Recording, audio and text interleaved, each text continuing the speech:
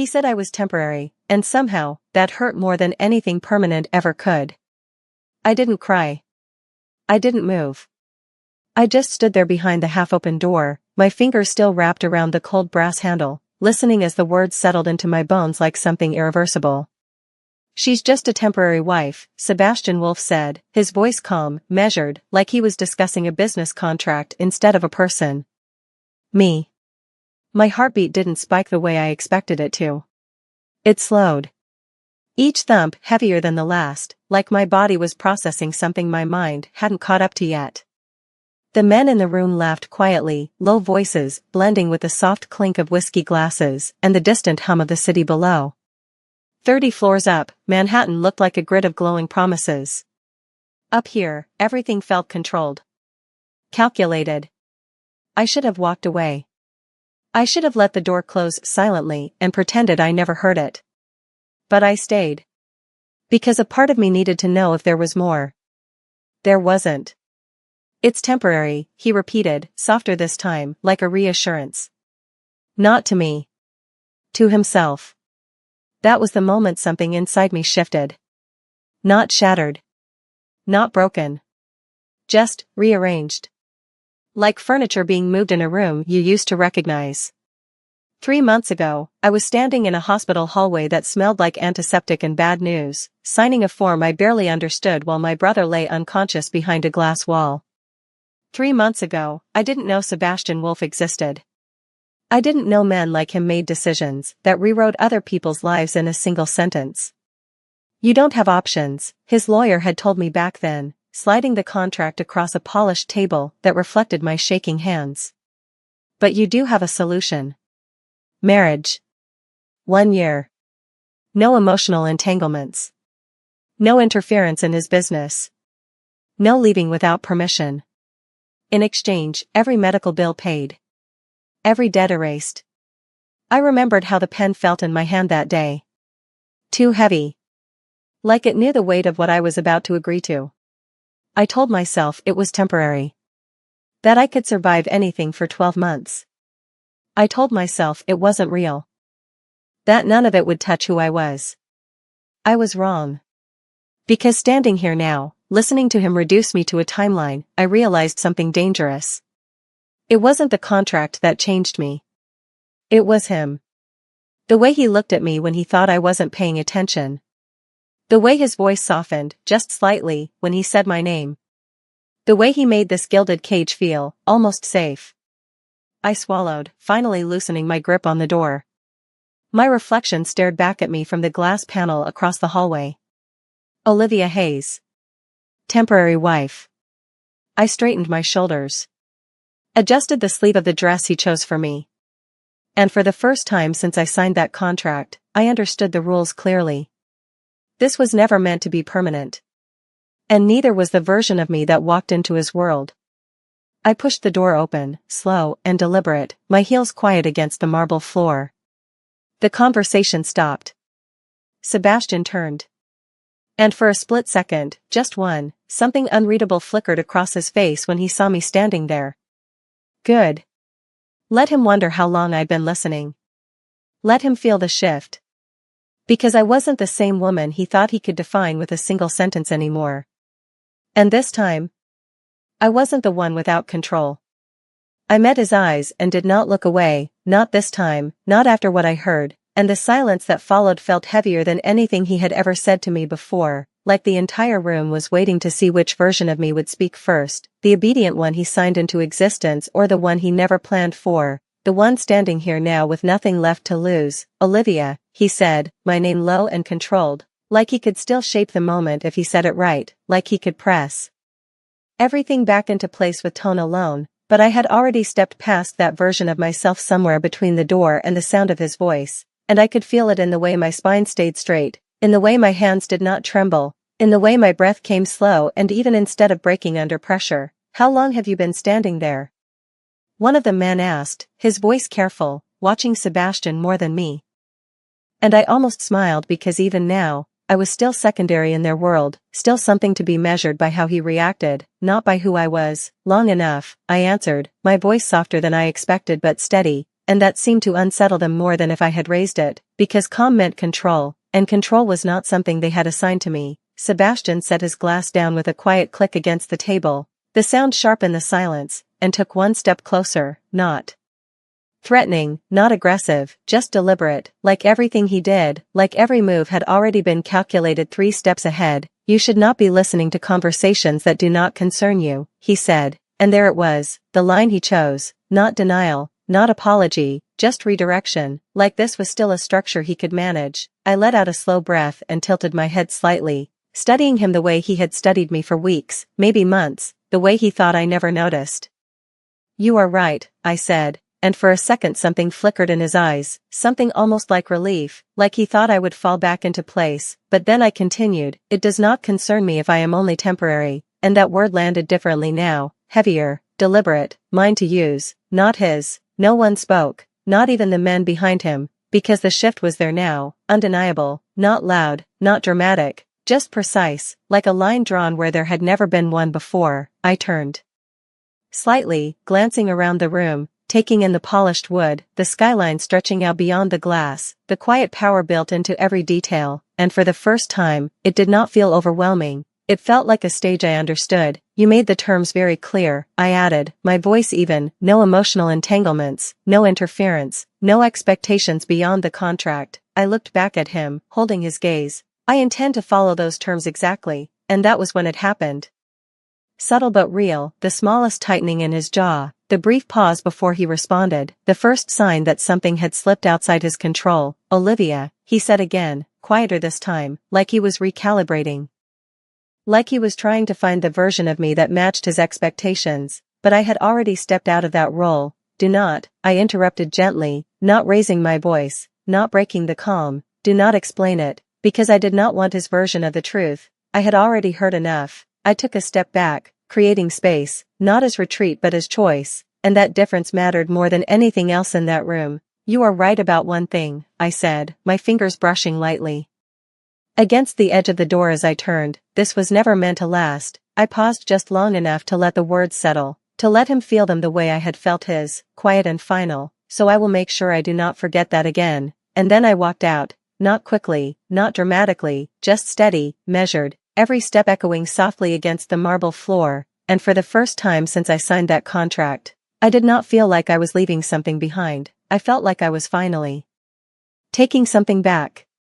The hallway felt different on the way back, quieter, like the walls themselves were holding their breath, and I realized it was not the place that had changed, it was me, because for the first time since I stepped into this world, I was not walking carefully, I was not second-guessing every step, I was simply moving forward without asking for permission. My heels echoed softly against the marble floor, each sound steady, deliberate, grounding, and I focused on that rhythm instead of the tightness in my chest, instead of the memory of his voice repeating in my head, calm and detached, like I had never been anything more than a line item in his life. I reached my room and closed the door behind me, the soft click louder than it should have been, like a final punctuation mark, and for a moment I just stood there, staring at the space that had once felt overwhelming, the high ceilings, the perfectly arranged furniture, the floor-to-ceiling windows framing the city like a painting I was never meant to touch. I walked to the window slowly and rested my hand against the cool glass, looking down at the streets far below, the traffic moving in steady lines, people living their lives without contracts, without conditions, without someone else deciding what they were worth. I used to think this place was safety. I used to think being here meant I had control over something, over my future, over my brother's life. But now I understood the truth. Safety that comes with conditions is not safety. It is just a different kind of cage. I let out a quiet breath and turned away, my eyes landing on the closet, rows of clothes I did not choose, shoes I did not buy. Everything curated, controlled, assigned, like a version of me that fit his world better than the real one ever could. I walked over and ran my fingers lightly across the fabric, expensive, flawless, untouched by anything real, and for the first time, I did not feel grateful. I felt detached, like none of it belonged to me anymore. A soft knock at the door pulled me from my thoughts, and I stilled, my hand dropping to my side as I glanced toward it, already knowing who it would be, because in this house, nothing happened without intention. Come in, I said, my voice even, and the door opened just enough for one of the staff to step inside, polite, composed, careful, like everyone here had been trained to move around him without ever disturbing the air. "Miss Hayes, Mr. Wolf asked if you would like dinner sent up," she said gently, and I almost smiled at the phrasing, the distance, the formality, like we were strangers again, like the conversation downstairs had reset something fundamental. "No, thank you," I replied, shaking my head slightly. "I am not hungry," which was not entirely true, but hunger felt irrelevant right now, like something from a different version of my life. She nodded once, accepting the answer without question, and turned to leave, but paused at the door, hesitating for just a second before speaking again. "If you need anything, please let us know," and I held her gaze briefly, appreciating the sincerity in it, even if it came from a place of duty. "I will," I said quietly, and then she was gone, the door closing softly behind her. I stood there for another moment, listening to the silence settle back in, heavier now, more defined, and then I moved, not toward the bed, not toward the comfort this room was designed to offer, but toward the desk in the corner, the one I had barely used since I arrived. I pulled out the chair and sat down, my fingers brushing against the smooth surface as I looked at the blank space in front of me, and slowly, deliberately, I reached for a pen. The same weight, the same feeling, but this time, it was different, because this time, I was not signing something that bound me, I was deciding something for myself. I did not know exactly what came next, I did not have a plan mapped out in perfect detail, but I knew one thing with absolute clarity: I would not spend the rest of this contract waiting to be dismissed, waiting to be defined by someone else's timeline. If I was temporary, then I would make every moment count on my terms, not his. And for the first time since everything began, that thought did not scare me. It steadied me. Somewhere down the hall, I heard footsteps, measured, familiar. And I did not need to look to know it was him, because I could feel the shift in the air even through the closed door, but I did not move, I did not rush to open it, I did not prepare myself the way I used to. I simply sat there, pen in hand, waiting, because this time, if he wanted to speak to me, he would have to come into my space, not the other way around. He did not knock the second time, and somehow that told me more than if he had, because Sebastian Wolf was not a man who entered spaces without intention, and yet the door opened slowly, quietly, like he was stepping into something unfamiliar instead of claiming what already belonged to him. I did not turn immediately, I let him walk in, let the silence stretch just enough to make the moment real, and when I finally looked up, he was already watching me, his expression controlled, unreadable.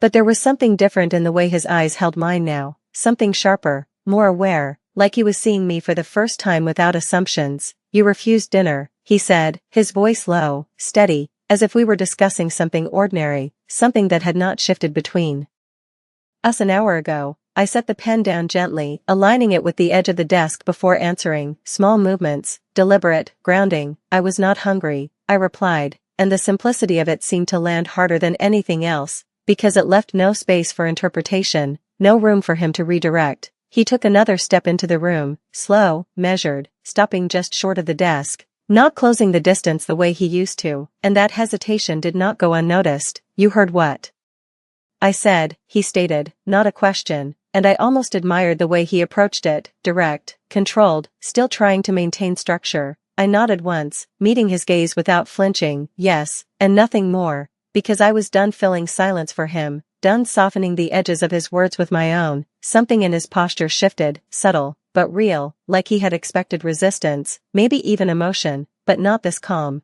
not this stillness that gave him nothing to work with. "It was not meant for you," he continued, and there it was, the explanation, the justification, carefully chosen, like he could place it between us and restore balance. I leaned back slightly in the chair, folding my hands in my lap, considering him for a moment before speaking. "It was about me," I said quietly, "so it does not matter who it was meant for," and the truth of it settled into the space between us, clean and undeniable. His jaw tightened for just a second, the only sign that my words had reached him, and I realized then that this was new for him too, not being able to control the direction of a conversation, not being able to predict the outcome. "You agreed to the terms," he said, his tone firmer now, reaching for something familiar, something structured. "This arrangement was never presented as permanent," and I nodded again, because he was right, and that was exactly the point. "I know," I answered, my voice steady, "and I am following those terms." I let the words sit for a moment before adding, "Exactly," and this time, the silence that followed was heavier,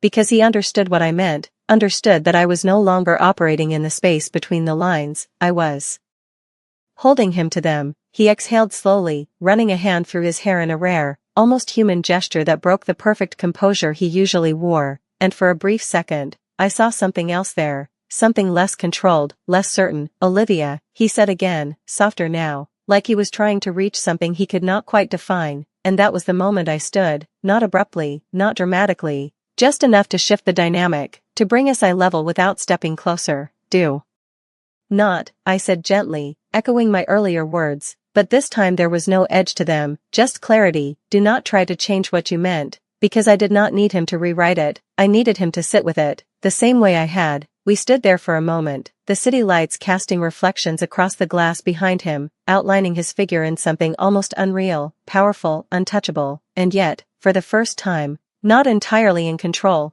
"Is there something you need?"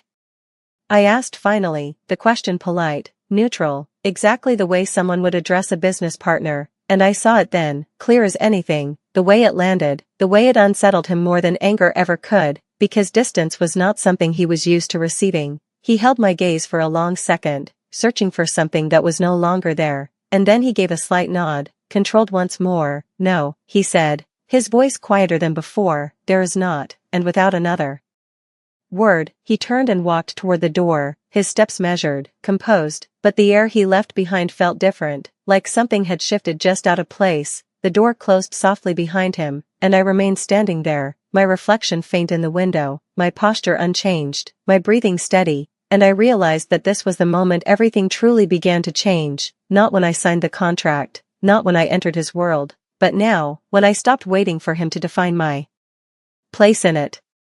The next morning, the city woke before I did, or maybe I had never really slept at all, because when I opened my eyes, the light spilling through the floor-to-ceiling windows already painted everything in sharp, unforgiving clarity, and for a moment I just lay there, staring at the ceiling, listening to the distant hum of traffic 30 floors below, steady, indifferent, like the world had not shifted overnight even though something inside me had. I sat up slowly, pushing the covers aside, the silk sheets cool against my skin, unfamiliar in a way they had never felt before, like comfort that no longer belonged to me, and I swung my feet onto the floor, grounding myself in the quiet, in the stillness. In the absence of expectation, there was no knock at my door, no message waiting, no instructions, and that alone told me everything I needed to know, because Sebastian Wolf did not leave things undefined unless he was choosing to, and the silence now felt intentional, like he was waiting, watching, recalibrating. I stood and walked to the closet, pulling the doors open to reveal the same curated world of choices that were never really mine, dresses lined with precision, shoes arranged by color and height, everything perfect, everything controlled, and for the first time I did not reach for what was expected. I chose something simple instead, a soft gray dress that did not draw attention, that did not belong to the version of me he had created, and I slipped it on without hesitation, letting the fabric fall naturally, unstructured, mine. The mirror reflected someone I recognized more clearly now, not because she looked different, but because she stood differently, shoulders steady, eyes focused, no longer searching for approval that was never part of the agreement. I left the room without calling for anyone, without waiting for permission, and the hallway greeted me with the same quiet elegance as always, staff moving discreetly, conversations kept low, but there was a subtle shift in the way they looked at me now, not with pity, not with curiosity, but with something closer to respect, like they had sensed the change even without knowing the reason. I made my way downstairs, each step deliberate, the sound of my heels softer than the night before, but no less certain, and when I reached the main living area, I saw him standing near the window, exactly where I expected, a phone in his hand, his posture relaxed but his presence unmistakable, like the room adjusted itself around him. He ended the call as I entered, his eyes lifting immediately to meet mine, and for a second, neither of us spoke, because this was new, this version of us, this space without pretense or performance. "You are up early," he said finally, his tone neutral, controlled, but there was something beneath it now, something measured, like he was choosing each word more carefully than before. "So are you," I replied, my voice even, and I moved past him without stopping, without waiting, heading toward the kitchen area as if this was my space too, because in some ways, it was, even if only temporarily. I poured myself a glass of water, the simple action grounding, ordinary, and when I turned back, he was watching me again, not with authority, not with expectation, but with something closer to curiosity, like he was trying to understand a variable that had changed without warning. "We have an event tonight," he said after a moment, stepping closer but not invading the space I had created, "a charity function. You are expected to attend," and there it was, the structure returning, the outline of roles we both understood. I nodded once, taking a sip of water before answering, "I will be ready." No hesitation, no resistance, just acknowledgement, because the contract still existed, and I had no intention of breaking it, only redefining how I existed within it. His gaze lingered on me for a second longer than necessary, like he was searching for something else, something unspoken, but I gave him nothing beyond what was required, nothing beyond what I chose. "The car will leave at 7, he added, and I inclined my head slightly. "I will be there." And that was it, no more, no less, a conversation stripped down to its essentials, clean, controlled, exactly as the terms had always intended. He did not move right away, and neither did I, but the tension that once filled the space between us had shifted into something quieter, more precise, like a balance that had not existed before was slowly taking shape. I set the glass down and turned to leave, my step steady as I walked past him again, and just before I reached the doorway, I felt it, that almost imperceptible pause in the air, like he was about to say something, something that did not fit neatly into the rules we had both agreed to, but he did not, and I did not stop, because some things were not meant to be said, not yet, and as I stepped out into the hallway, I understood something with absolute clarity. This was no longer about surviving the contract, it was about redefining it, moment by moment, on my terms as much as his, and for the first time, that thought did not feel like a risk, it felt like power. By 7 o'clock, the city had transformed into something brighter, sharper, like it had dressed up for the night, and as I stood in front of the mirror adjusting the final detail of my dress, I barely recognized the woman staring back at me, not because of the gown, not because of the subtle shimmer of fabric that caught the light with every movement, but because of the way she held herself, composed, steady, no longer trying to fit into a role, but simply existing within it on her own terms. I chose this dress myself, not from the front row he usually preferred, but from the back, something elegant but understated, something that did not demand attention yet refused to disappear, and that choice alone felt like a quiet declaration. The door opened right on time, a soft knock preceding it, and one of the staff stepped in to let me know the car was ready, her voice respectful, her eyes briefly meeting mine with a hint of something I could not quite name, maybe curiosity, maybe understanding. I nodded once and followed her out, my heels echoing softly against the marble floor as I made my way downstairs, each step measured, grounded, and when I reached the entrance, he was already there, waiting, exactly as expected. Sebastian stood beside the car, dressed in a perfectly tailored black suit that seemed to absorb the evening light rather than reflect it, his posture relaxed, but precise, like everything about him was intentional, and when his eyes lifted to meet mine, there was a pause, brief but unmistakable, like something in his carefully constructed expectations had shifted again. He did not speak right away, and neither did I, because sometimes silence said more than anything else, and in that moment, it felt like we were both observing something new, something neither of us had fully defined yet. He opened the car door for me, a gesture that had once felt like control but now felt almost considerate, and I stepped in without hesitation, settling into the seat as the door closed behind me with a soft, final click. The drive was quiet at first, the city lights blurring past the window in streaks of gold and white, the hum of the engine steady beneath it all, and I kept my gaze forward, not out of avoidance, but because I did not feel the need to fill the space with unnecessary words. "You look different," he said after a few minutes, his voice low, thoughtful, and I turned my head slightly, meeting his gaze without fully facing him. "I am," I replied simply, because anything more would have been unnecessary, and anything less would have been untrue. He studied me for a moment, like he was trying to understand something that did not fit into the patterns he was used to, and then he nodded once, almost to himself, before looking away, his attention shifting back to the road ahead. The venue came into view soon after, a grand building illuminated against the night sky, its entrance lined with soft lights and subtle movement, people arriving, voices blending into a low, constant murmur, and as the car came to a stop, I felt something settle inside me, not nerves, not anticipation, just clarity. The door opened, and this time, when I stepped out, I did not wait for him to guide me. I moved forward on my own, my posture steady, my gaze level, the space around me no longer overwhelming but simply another environment to navigate. Cameras flashed somewhere in the distance, conversations paused and resumed, and I could feel the subtle shift in attention as we entered together, but I did not shrink from it. I did not adjust myself to meet expectations. I simply walked beside him, not behind, not ahead, just beside. Stay close, he said quietly as we approached the main hall, the words automatic, instinctive, and I glanced at him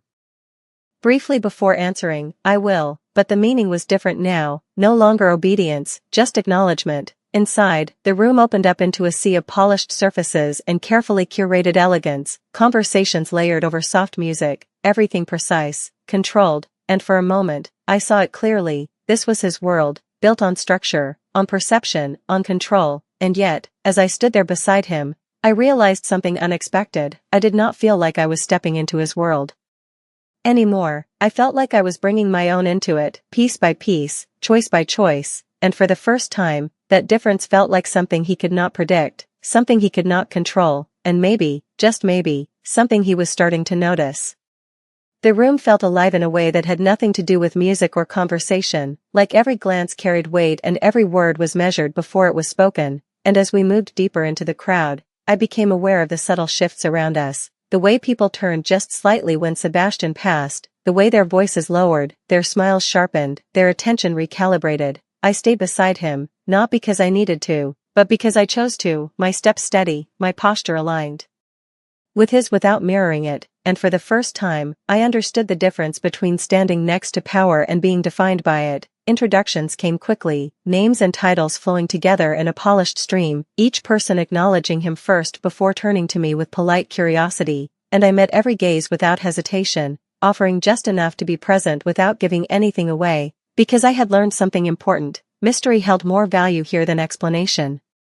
Mrs. Wolfe, someone said, a man with a practiced smile and eyes that calculated more than they revealed, and I felt the word land differently now, not as a label I had to carry, but as something I could choose how to wear. I inclined my head slightly. Olivia, I corrected gently, my voice calm, and the shift was small but intentional, a quiet reminder that I existed beyond the title. Sebastian's gaze flickered toward me at that, brief but noticeable, like he was marking the change, cataloging it for later. We moved through the room like that for a while, conversation after conversation, each one a variation of the same structure, polite questions, careful answers, subtle negotiations hidden beneath casual words, and I adapted without effort, listening more than speaking, observing more than reacting, understanding that in this world, silence often carried more weight than anything spoken aloud. At one point, a woman in a deep blue gown stepped closer, her smile warm but her eyes sharp. You must be new, she said, her tone light but probing, and I returned the smile, measured, not new, I replied, just private, and something in her expression shifted, respect replacing curiosity, because privacy here was not weakness, it was power. I felt Sebastian beside me, not touching, not guiding, but present, and there was a tension there now,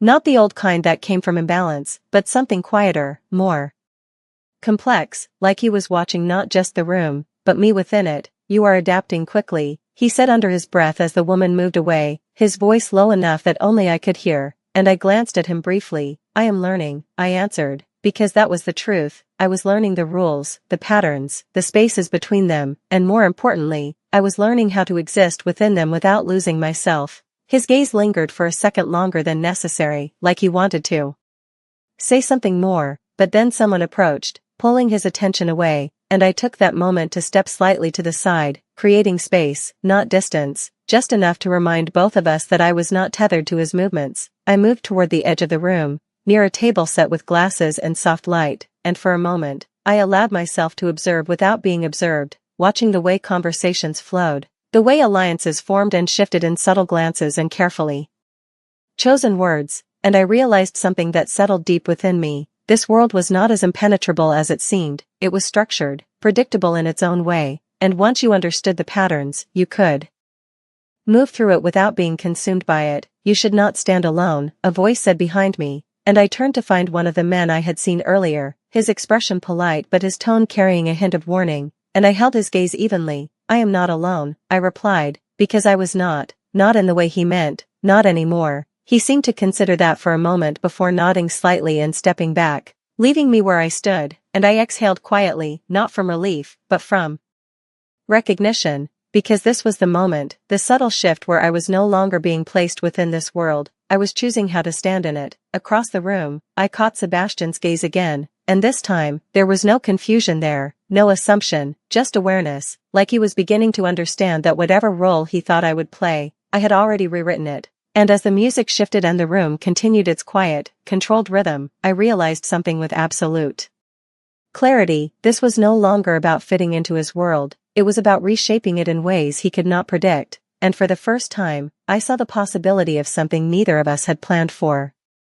I should have stayed where I was, at the edge of the room where observation felt safer than participation, but something in the rhythm of the night had already shifted, and I found myself stepping back into the current, not because I had to, but because I wanted to understand how far that shift could go. The music softened slightly as a new group of guests entered, their presence drawing attention in subtle waves, and I followed the movement with my eyes until I noticed the change in Sebastian.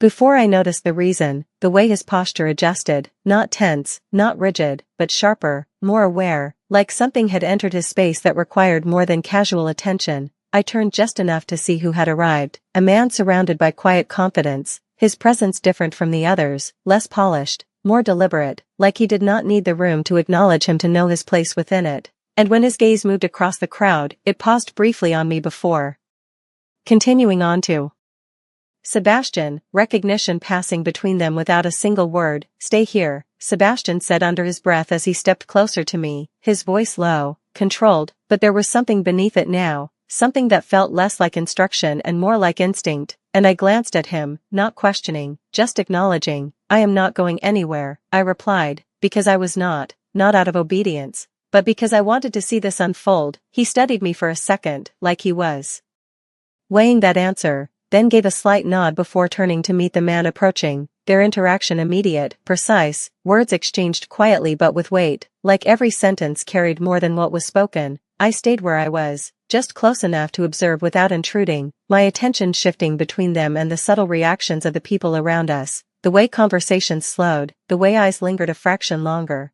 like everyone understood that something significant was happening even if they could not hear it. A woman beside me leaned in slightly, her voice barely above a whisper. "That is Victor Hale," she said, her tone careful. "He does not come to events like this unless there is a reason," and I nodded faintly, filing the name away, because in this world, names mattered, connections mattered, everything mattered more than it appeared. Across the room, Sebastian's expression remained composed, but I could see the difference now, the subtle tension in his shoulders, the way his focus narrowed, and for the first time since I had known him, he looked like a man responding instead of controlling. Victor's gaze shifted again, this time landing directly on me, deliberate, assessing, and I held it without hesitation, not challenging, not yielding, just present, and something in his expression changed. Like he had expected something else and found something unexpected instead. The conversation between them ended shortly after, not abruptly, but with a finality that felt intentional, and Sebastian turned back toward me, his steps measured, his expression unreadable, but there was something different in the way he looked at me now, something sharper, more focused. "We are leaving," he said quietly as he reached my side, and I raised an eyebrow slightly, not resisting, but not immediately moving either. "Already?" I asked, my tone neutral, and he held my gaze for a moment before answering. "Yes," no explanation, no elaboration, just a decision. I nodded once, because I understood that tone now, the one that left no room for negotiation, and I turned with him, walking toward the exit without looking back, the room continuing its quiet rhythm behind us as if nothing had changed, even though something clearly had. Outside, the night air felt cooler, sharper, the city lights stretching out in every direction.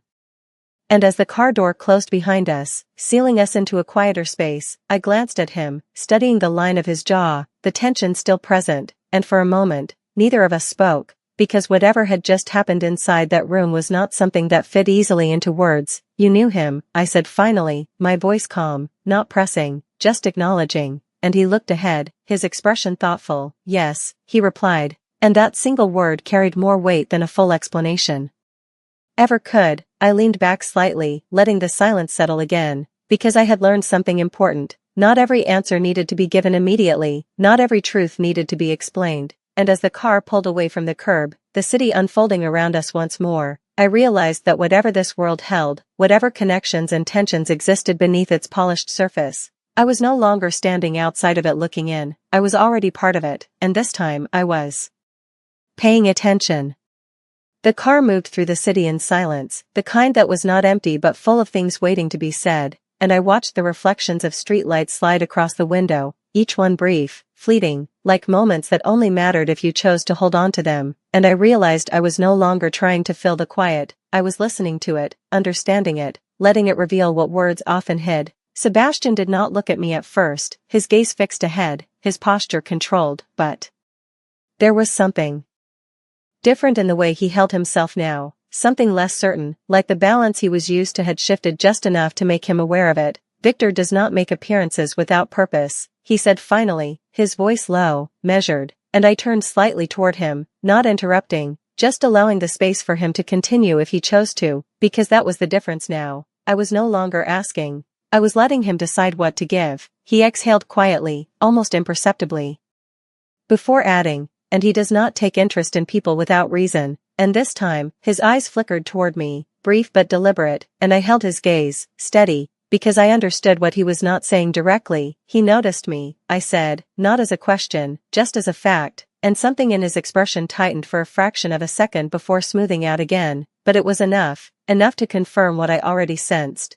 Yes, he replied, and the single word carried more weight than it should have, because it was not just acknowledgement, it was awareness, maybe even concern, though he would never call it that. I leaned back slightly, letting the seat support me as I considered that, the layers beneath it, the implications that stretched beyond a single glance across a crowded room, and for the first time, I saw it clearly. This was not just about contracts or appearances anymore, this was about positioning, about perception, about how I was being seen in a world that measured everything. Then I suppose I should be careful, I said, my tone calm, but there was no fear in it, only clarity, and he studied me for a moment, like he was trying to decide if I understood the weight of what I was saying. You should, he answered, but there was something different in his voice now, something that did not fit neatly into authority or control, something closer to caution, and that was new. The car slowed as we approached the building, the familiar structure rising into view, its light steady, unchanged. And yet everything about returning to it felt different now, like stepping back into a space that no longer held the same definitions it once did. The door opened, and I stepped out without waiting, the night air cool against my skin, grounding, real, and as I walked toward the entrance, I felt his presence beside me, not guiding, not directing, just there, matching my pace. Inside, the quiet returned, the controlled stillness of a place that functioned on unspoken rules, and I paused briefly at the base of the stairs, turning to look at him, really look at him, not as the man who controlled the terms of my life, but as someone navigating something just as uncertain as I was. You brought me into this world, I said softly, not accusing, not grateful, just stating what was true, and his gaze held mine, steady, unreadable, waiting. I let a small breath escape before continuing, but you do not get to decide how I stand in it, and the words settled between us, not sharp, not confrontational, just clear, and for a moment, the silence that followed felt different, not tense, not heavy, but balanced. Something shifted in his expression then, subtle, almost imperceptible, like he was seeing the line I had drawn and choosing, consciously, not to step over it. No, he said after a long second, his voice quieter than I had ever heard it, I do not, and that simple acknowledgement carried more weight than anything else he could have said, because it was not control, it was acceptance, however reluctant. I nodded once, because that was enough, more than enough for now, and I turned, making my way up the stairs without waiting to see if he would follow, because I already knew he would, not out of obligation, but because something between us had changed in a way neither of us could ignore. As I reached the top and paused outside my door, I realized something that settled deep, steady, undeniable. I had walked into this arrangement thinking I would endure it, survive it, wait for it to end, but somewhere along the way, that changed, and now, I was no longer waiting for anything. I was shaping it, moment by moment, choice by choice, and for the first time since everything began, I was not afraid of what came next, because whatever it was, it would not be decided without me.